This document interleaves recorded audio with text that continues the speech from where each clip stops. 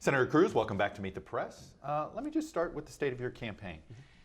The best path for you as the conservative would be to win over the voters that are supporting Donald Trump and Ben Carson right now. Yeah.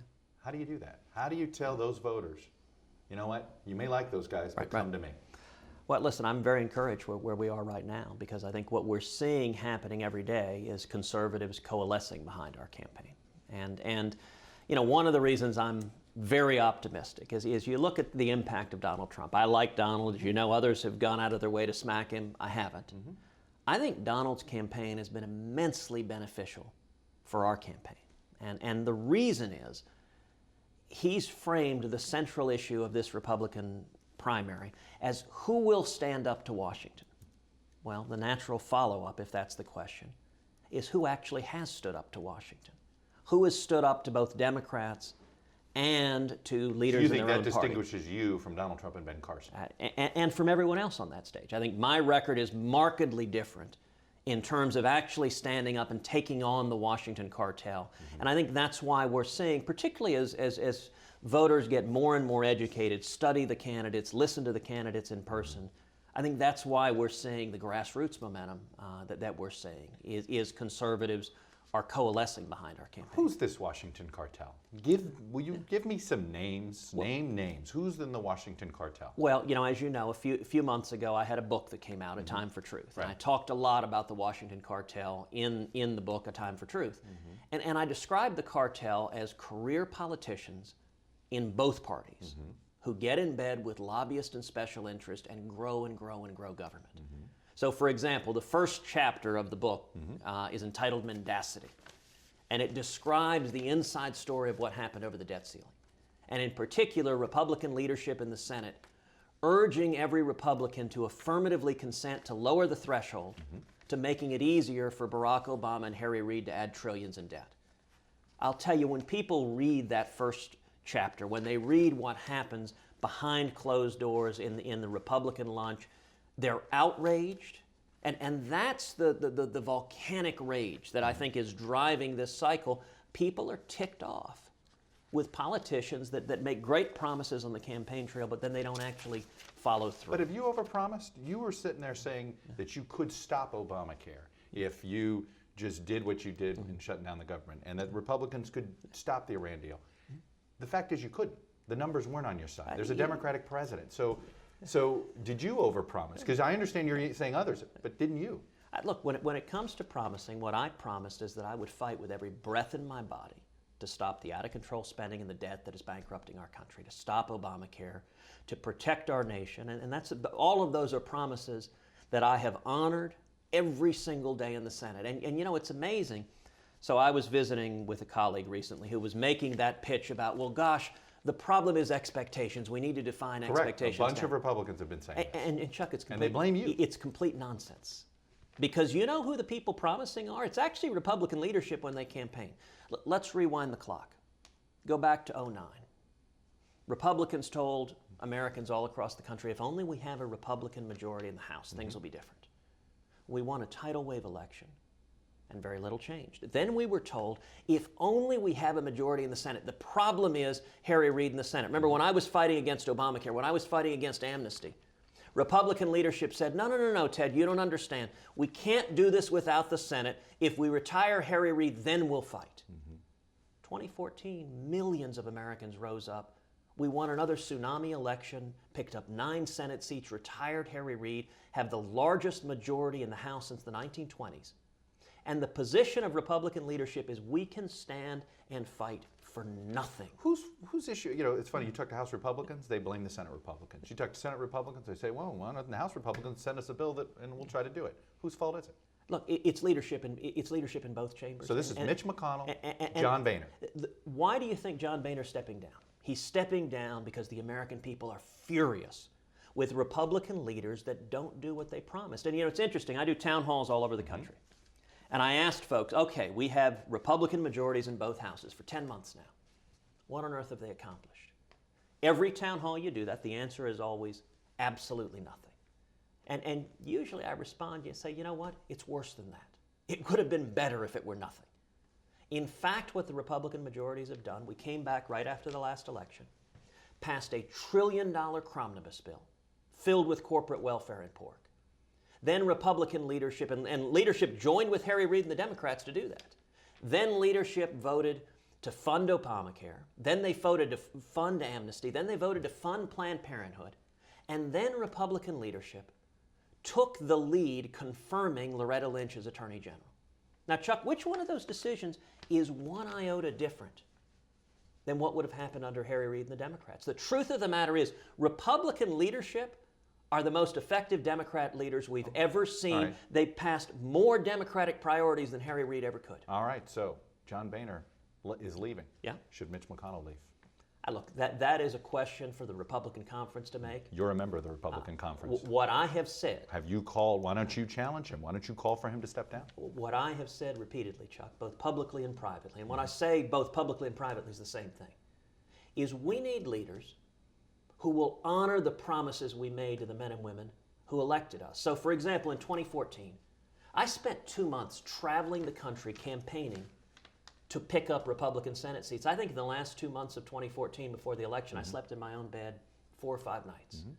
I stood next to Senate candidate after Senate candidate who stood up there and said, if you elect me, if you give us a Republican majority in the Senate, we will stand up and fight to stop Obamacare. We will stand up and fight to stop amnesty. That's what they said over and over again. The instant we won elections, suddenly Republican leadership says, never mind, pay no attention to those promises. Instead, what do we need to do? Did any of those senators stand with you, though? You were by yourself. You campaigned for Tom Cotton. You campaigned for Joni Ernst. You campaigned for these folks. They didn't stand with you, did they? Well, I'll tell you, the reason I'm running for president is what has become abundantly clear. We're not going to turn this country around from Congress. It is going to take a strong conservative in the White House. And I think the reason why our campaign is seeing incredible momentum and enthusiasm is people recognize they want someone who'll just do what he said he would do. It ain't that complicated. Well, I go back to if you're glad that John Boehner is leaving, how come you don't call out Mitch McConnell by name? Listen, at the end of the day... Since he is your leader. At the end of the day, it depends on where the votes are in the conference. Right now, Mitch has the votes to remain as majority leader. So what I'm calling on, rather than focusing on individuals, what the press always wants to do is turn it into a food fight and a personality battle. Oh, I think it became a food fight in the House without us. But it's listen, fair enough. I mean, would you agree with that? But from my end, I don't think it's about any individual person. I don't think the voters are interested in politicians bickering like children. What they're interested in is solving the problems in this country. And right now, the voters feel like Charlie Brown with Lucy and the football. At every stage, Republicans promise, we can't do it now, but next time. And you know what? They say now, well, we don't have 60 in the Senate. If we don't have 60, well, we don't have 67. You know what? We've never had 67. It's constantly a moving target. And here's the divide. So I was meeting with some House conservatives a couple of weeks ago, and I suggested to each of them, I said, look, go back to your districts. Bring together a town hall. Put up a whiteboard. And just ask the men and women we work for, what should be the top priorities of the Republican majorities in Congress? If you write down 20 priorities that come from the people we work for, I guarantee you 18 of them are nowhere to be found on leadership's priority list. Then, Chuck, but do the other half of it. Go down to K Street in Washington, get the top lobbyists in Washington together, put up the whiteboard, ask them their top priorities. 18 of those priorities are the priorities of Republican leadership. You know what? They're also the priorities of Democratic leadership. What we have in effect, the Washington Cartel, it's the party of Washington. Grow government, grow debt, grow Washington power. 6 of the 10 wealthiest counties in America are in and around Washington, D.C. That's why people are fed up, because what we say on the campaign trail is not what politicians in Washington are doing. So let me ask you this. So why should Americans trust any Republican to become president? Because you have basically said the Republican Party has been terrible at leading the House, terrible at leading the Senate, and in the last debate, you were pretty critical of both previous Republican presidents, President George W. Bush and George H.W. Bush. So you're basically saying Republicans didn't do a good job the last time we had the keys to all of this stuff, but vote Republican anyway? Well, and let's be clear, I'm not advocating Republican congressional leadership for president. They have demonstrated that they're not honoring the promises they made. I think the test that primary voters are applying is who has actually walked the walk, and it's the reason why. Let me give a couple of examples of what we're seeing on the grassroots, Chuck. Mm-hmm. Just this weekend, in the state of New Hampshire, where you and I are sitting right now, the 603 Alliance, which is the gathering of all of the major conservative leaders in the state of New Hampshire, voted. They had their straw poll on who to endorse. We won with 72% of the vote, overwhelmingly seeing conservatives unite. A month ago, FreedomWorks, the national grassroots organization, had their national convention. It was in Florida, the backyard of two of the candidates, Jeb Bush, Marco Rubio. We won their straw poll with 42% of the vote. 2 weeks later, the Value Voter Summit, we won that with 35% of the vote. Now, what's encouraging about that also is they're all across the spectrum of the Republican primary base.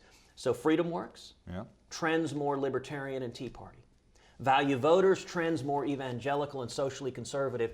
And it is exceptionally unusual to see that depth of support at the grassroots across the country and across the spectrum of that old Reagan coalition. I'm trying to figure out, though, how you're going to unite your party, because I'm just going to read you quotes from your fellow Republicans. Senator Lamar Alexander said this about you. In kindergarten, you learn to work well together and play by the rules. Another thing you learn in kindergarten is to respect one another. Senator Orrin Hatch, squabbling and sanctimony may be tolerated in other venues or perhaps on the campaign trail, but they have no place among colleagues in the U.S. Senate. John McCain, I would never contemplate going to the floor of the Senate and impugning the integrity of another senator, just not something we do here. This was about what you said about Mitch McConnell. And of course, Speaker Boehner called you a false prophet, and another word that I'm not going to say on Sunday morning television. How do you unite this party? How do you lead a Republican Party when Orrin Hatch, Lamar Alexander, John McCain, John Boehner, these are well-respected men, think this lowly of you? Listen, if you're looking for a candidate who the career politicians in Washington will embrace, I'm not your guy. Washington's broken. People are frustrated out of their minds. Everyone in the Republican primary is standing up saying, vote for me, because I will stand up and fight Washington. But you know, it's striking. I mean, let's step back for a second. In 2013, when millions of conservatives rose up against the disaster that is Obamacare, I was proud to lead that fight against Obamacare. You look at the other 10 men and women standing on that debate stage, none of them were anywhere to be found. In 2014, when millions of conservatives rose up against President Obama's illegal amnesty, again, I was proud to lead that fight. Again, none of the other candidates for president were anywhere to be found. But you know, Chuck, you don't have to go back to 2013 or 2014. Go back 2 weeks ago. When we had the last Republican debate in California, almost every Republican candidate looked in the TV camera and said, we should defund Planned Parenthood. 2 weeks ago, we had an epic, knockdown, drag-out fight on exactly this. Millions of conservatives rose up, said, defund Planned Parenthood. Again, I was proud to lead that fight. And where were the other candidates? It was like they were in the witness protection plan. Can you imagine how different that fight would have played out if all 11 Republican presidential candidates had descended on Washington and said in one voice, Mitch McConnell and John Boehner, don't send $500 million of taxpayer funds to Planned Parenthood. You know, there's another way to look at this, Senator Cruz, which is you stood up on Obamacare, you stood up on Planned Parenthood, you stood up on immigration, and nobody follows you. Well, that's I'm just saying, nobody in Washington follows you. Look, you have to, if you get elected president, you got to get somebody to follow your lead in Washington, whether you like it or not. Listen, at the end of the day, it's not about Republican leadership. And by the way, in each of those fights, just about every time we've had a battle between me and leadership with the Republican caucus, about half of the caucus has been with me, about half of the caucus has been with leadership. Mm-hmm. At the end of the day, if you're looking for someone who's running to be a member of the club, that's not me. You know, it's interesting, you were reading all the attacks. You know, I mentioned my book. My book, I quote all of the nasty things Republicans have said about me. And you know, in response to that, I don't reciprocate, much to the annoyance of many in the media who want me to attack Donald Trump, want me to attack Mitch McConnell, want me to attack John Boehner. I don't attack any of them. Well, you called Mitch McConnell a liar. Well, let's be clear what I said. That's a tough thing to say on the Senate floor. Well, let's be very clear what I said. I stood up and said, Mitch McConnell made the following promise, directly to me, looking me in the eye, to every other Republican senator, and he did it publicly. And then just a month later, his behavior was exactly 180 degrees to the opposite. And this is how broken Washington is. Listen, the fact that he told a falsehood is a matter of public record. He stated it publicly, then he behaved exactly the opposite.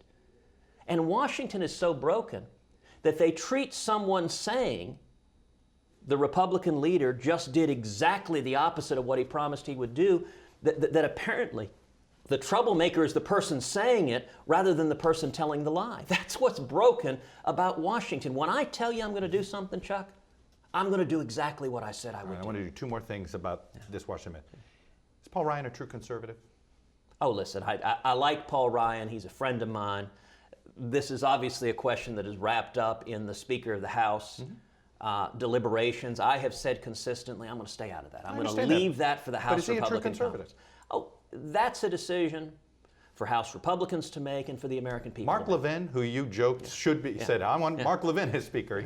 Mark Levin is definitely a true conservative. He's true conservative. Yes. You'll say that, but you won't say Paul Ryan is. He doesn't think Paul Ryan is right now. He doesn't like his stance on the debt limit and on TARP and things like that. I have said consistently throughout that the question of House leadership is a question for the House Republican Conference. And so I'm not going to stick my nose into it as much as people want me to. Yeah. To stick your nose in the House, you meet with House Republicans frequently, usually at the time that they're picking new leaders or at the time that there's a big fight. So you can't say you don't stick your nose. Hold on. You can't say you don't stick your nose in House leaders. Sure, I can. Listen, I meet with House Republicans and Senate Republicans all the time. And about once a month, I gather House conservatives together and we visit. And they tend to be regularly scheduled. It's interesting, actually. Is that not meddling in House business? Talking with House Republicans? No. Okay. No. Look, the two chambers of Congress should actually talk together. It doesn't happen nearly that much. When you're actually working, a minute ago you were saying no one follows your lead, and now you're complaining that people are following my lead, that conservatives are standing up. You can't have it both ways. And let me tell you why the American people are ticked off. The American people are ticked off because politicians in Washington are not getting serious about solving the problems in this country. They focus on corporate welfare and pork. So, for example, Republican leadership joined arm in arm with Harry Reid, crawling over broken glass to try to reauthorize the Export-Import Bank, a classic example of cronyism and corporate welfare. Not everybody thinks that that's what it is. But they don't. It's hundreds of billions of dollars of taxpayer-guaranteed loans to a handful of giant corporations. I can tell you, if you do a bunch of other countries do it. Look, I understand. I don't want to get down. You're right that other countries do it, and I don't believe that America's economic policy should emulate China. Yes, there are other countries that subsidize and are controlled by giant corporations and subsidize them. America shouldn't. And my point is very simple. What if it makes an American company less competitive around the world? My point is very simple.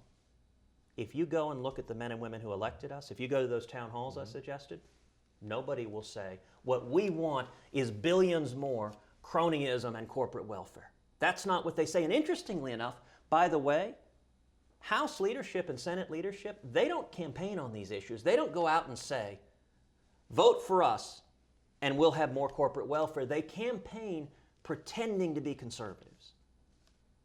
And then it's their position once they're governing, and always their voice drops an octave when they say governing. Governing in Washington speak means joining with the Democrats to grow government and bankrupt our kids even more. I think what we need to do is behave the same the day after the election as we did the day before. Whatever promise you made. Now, if you went out as a member of Congress and you campaigned saying, I'm going to grow government, I'm going to join with Democrats to do nothing on Obamacare, to do nothing on amnesty, then fine. Then I respect that you fight to do that, but that's not what most Republicans in both houses do. They campaign saying they will fight for the people, and they don't do it. It's why people are ticked. I want to move to foreign policy, the Afghanistan decision by the president. In favor of it? Well, listen, it's a recognition that what the president has been saying for years, that al-Qaeda is decimated, was never true. That it was political spin. The reality is we live in an incredibly dangerous world, and sadly, the failures of the Obama-Clinton foreign policy have made the dangers If you become president, though, you're going to keep this policy in place of keeping those troops there in Afghanistan? It will depend on the mission. I don't believe we should be engaged in nation building. I don't believe we should be trying to transform foreign countries into democratic utopias, trying to turn Iraq into Switzerland. But I do think it is the job of our military to protect this country, to hunt down and kill jihadists who would murder us. And so the judgment about Afghanistan needs to be driven by military circumstances on the ground of where we need to be able to project power and take out Al-Qaeda, Al-Nusra, to take out... So you're a counterterrorism guy. You're basically saying you'll have smaller footprints to do counterterrorism, but you're not going to have big troop deployments. I think that is exactly right, and it should be mission-driven. And by the way, that's where most Americans are, is they want to actually... You know, at the last debate, I said it's very simple, that if you elect me, we'll repeal Obamacare, kill the terrorists, and defend the Constitution. At the end of the day, that's where most Republicans are. It's where most Americans are. And I think it's basic common sense. Let's solve the problems, bring back economic growth and jobs, and bring back the Bill of Rights protecting our liberties. Syria, priority, Assad out of power or ISIS? ISIS, ISIS, ISIS. So basically, table the Assad discussion right now. Look, we have no business sticking our nose in that civil war. And there are a lot of politicians, including Hillary Clinton on the left, and including quite a few of the Republicans running for president on the right, who want us to get in the middle of that civil war. So you're no on the no-fly zones, none of that stuff, stick to just ISIS. Would you work with the Russians? If they are helping with ISIS, would you help? Would you work with them? We shouldn't be partnering with the Russians. Look, this is a great example of the utter failure of the Obama-Clinton foreign policy. This void in power has let Putin step in there. There are a couple hundred Cubans right now.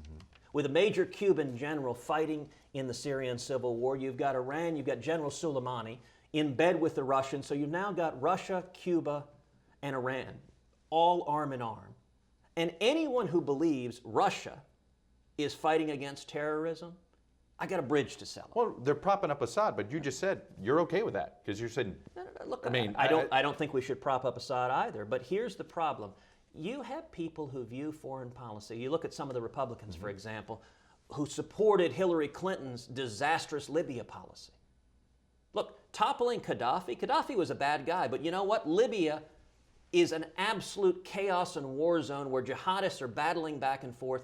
And here's, Chuck, the way we should answer. By the way, would the Middle East be more stable today if you had the strong men? Of course there? It would. Of course it would. It wasn't even close. Gaddafi, Saddam, Assad, if they're strong men, they keep stability? It wasn't even close that Libya under Gaddafi was better for U.S. interests than the chaos now that is allowing jihadists to gain strength. What about Iraq under Saddam? It wasn't even close. What about Iraq under Saddam? It wasn't even close that Egypt under Mubarak was a much stronger ally than it was under Morsi and the Muslim Brotherhood. And now you have President al-Sisi. You know, one of the things that I've talked about many times, President al-Sisi, I'm very glad he's leading Egypt. He's been one of the most courageous Middle East leaders. He gave an amazing Not exactly speech. a democratic leader. You're No. okay with that. You pick stability over democracy. The touchstone of U.S. foreign policy should be our national security interests. And, you know, I quote in the book I had that came out a few months ago, I quote a speech that al-Sisi gave on January 1st at Cairo University, the same university that Obama went to on his apology tour, where he said, astonishingly enough, that Iran had a right to nuclear power. President al-Sisi at Cairo University gave an incredibly courageous speech where he called out radical Islamic terrorists. And President al-Sisi is a Muslim.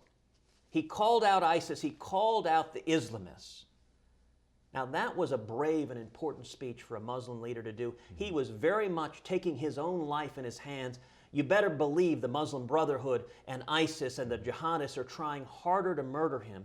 And what does it say when the president of Egypt shows more courage in fighting the Islamists than does President Obama, who sadly at times acts like an apologist for radical Islamic terrorists? I want to go back to the Iraq question. Do you think Iraq would be more stable today under a strong man like Saddam? You know, look, Saddam was a more complicated question based on, I was not in Congress when we went to war, so I did not look at the intelligence at the time. Based on what we know now, should we have gone into Iraq? No, of course not. It was based on the belief that they had weapons of mass destruction that they would use against us. If that's the case, that if we believed that they were in a position to act against us and murder Americans, then we're justified in protecting ourselves. Bottom line, autocracies and strongmen probably better in the Middle East as far as you're concerned? Look, it depends. And if you look to the example of Reagan, Reagan would speak out against human rights abuses. I don't think we should do what Obama and Hillary do, which is quietly whitewash human rights abuses. You know, when President Xi of China was here, I spoke out loudly, as I've done repeatedly, against China's human rights abuses. The Democrats don't want to do that. We can speak out against human rights abuses, but we shouldn't be toppling governments and putting in place even worse zealots who want to murder us. And I'll note, by the way, in the presidential race, I think foreign policy and national security is going to be front and center. I think it may well be the most important issue in the primary and also the most important issue in the general. And when it comes to this catastrophic Iranian nuclear deal, I've led the fight against it. You know, you look at the rest of the deal's in place. Well, it doesn't have to be, and it's part of where Republican leadership is not honoring the promises they made. Number one, I sent a detailed letter to both Mitch McConnell and John Boehner laying out how under present law they could block the deal. They're not interested in doing it. On the continuing resolution, if we actually believed what we said, what leadership should have done and what I advocated is put in the continuing resolution a prohibition on funding this catastrophic deal, sending $100 billion to Khamenei. If we really believe that Khamenei will use that $100 billion to murder Americans, there's no more important obligation we have than to stand up and protect that. But Republican leadership, at every juncture, Democrats fight tooth and nail, and Republicans enter the fight by surrendering peremptorily right at the front. I'm going to make this final question. Debt limit's coming up. Yeah. You are a believer in using the debt limit for leverage. What do you want Republican leadership to do with the debt limit? Well, listen, history, number one, is on my side. No, I understand that. That's of right. the last 55 times, about half of them. Yep. Congress has raised the debt limit. 28 times it's attached meaningful conditions. So what do you want to see attached to it? So what I Do you have a argued in priority? the fight we just had was two things: preventing $500 million from going to Planned Parenthood and being used to violate the law and commit the crime of illegally selling the body parts of unborn children, and prohibit funding to this catastrophic Iranian nuclear deal. That's what I argued. So you for. want that on the debt limit? You know, to be honest, what I'd like to see on the debt limit is Republican leaders fight for something. For Pete's sakes, anything. So, for example, one of the things that I've argued for repeatedly is Rob Portman's legislation prohibiting government shutdowns, Pat Toomey's legislation taking off the table the possibility of a default. I call it the Default Prevention Act. Those would be perfectly sensible things to put on there to say, we're going to stop the Democrats from scaremongering, from fear-mongering, and threatening a default by providing that, if a continuing resolution isn't passed, that funding continues ratcheting slowly down. That's Portman's legislation. Right. Or if the debt ceiling isn't raised, we will always, always, always pay our debts. I will note on this show, when I was brand new in the Senate, I was on this show with Chuck Schumer. We were talking about the debt ceiling then.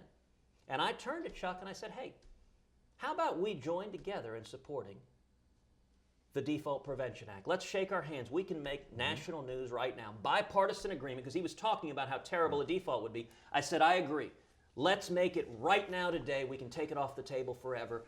And Chuck, actually on this show, promised he would look at it. Well, he's been looking at it for 2.5 years. He still hasn't supported it. All right. And here's the bottom line. People are frustrated that Republican leadership isn't fighting for anything. You know, there are a lot of reports right now that John Boehner, before he steps down as Speaker, intends to cut a deal with Nancy Pelosi to raise the debt ceiling and to fund all of Obama's agenda. And what will you do if for, that happens? for the next year and a half? Listen, he's got the votes. There's nothing. That's if he's got the votes. Isn't that how democracy works? But it's he's not got supposed the votes. But I mean, this is how it works. you're right, and if he does it, he will be the most effective Democratic leader in modern times. Because the Republican Speaker of the House shouldn't be passing legislation with all the Democrats and a handful of moderate Republicans. That's what they're doing right now. If you look at, it's interesting. Mitch McConnell's office recently put out a press release with all the quotes from Democrats praising his leadership. There's a reason on contested bill after contested bill, he gets the support of all the Democrats because he's supporting their priorities, and Republican leadership is rolling over a majority of Republicans over and over and over again. And they're also, listen, it is Republican leadership who is fighting against, not Obama, fighting against conservatives. And let me tell you, Chuck. Actually, I think they're fighting against you. Well, but at the end of the day, it's not about me or anyone else. It's about the millions of people across this country who we made promises to that we need to honor. And that's the reason, for example, that our campaign for president is getting such enormous support. You know, everyone just filed their fundraising reports. Right. Out of all 17 Republican candidates who started, out of all of them, the one with the most cash on hand is our campaign, $13.8 million. We've got $3.5 million more dollars in the bank than Jeb Bush. If I'd have said that 6 months ago, you would have said I was off my rocker insane. But the reason is we had over 360,000 contributions, people all over the country, going to tedcruz.org. That's the strength of the campaign, is the grassroots. If I don't end this interview now, your campaign staff is not going to be happy with me. Senator Ted Cruz, thanks very much, sir. Thank you, Chuck. You got it. Hey, NBC News fans, thanks for checking out our YouTube channel. Subscribe by clicking on that button down here, and then click on any of the videos over here to watch the latest interviews, show highlights, and digital exclusives. Thanks for watching.